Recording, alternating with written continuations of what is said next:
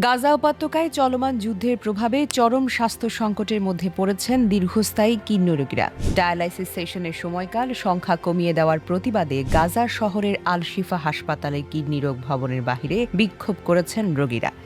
বিক্ষোভকারীরা জানান, নিয়মিত ডায়ালাইসিস তাদের বেঁচে থাকার জন্য অত্যন্ত গুরুত্বপূর্ণ হলেও যুদ্ধজনিত পরিস্থিতি, চিকিৎসা সরঞ্জামের সংকট এবং জ্বালানি সমস্যার কারণে হাসপাতাল কর্তৃপক্ষ সেশনের সময় ও সংখ্যা কমিয়ে দিতে বাধ্য হচ্ছে।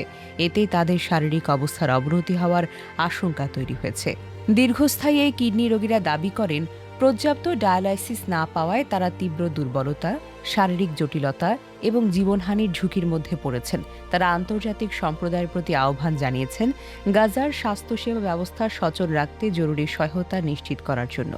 আল শিফা হাসপাতাল গাজার অন্যতম গুরুত্বপূর্ণ চিকিৎসা কেন্দ্র হলেও যুদ্ধের কারণে এটি দীর্ঘদিন ধরে নানা সংকটের মুখোমুখি।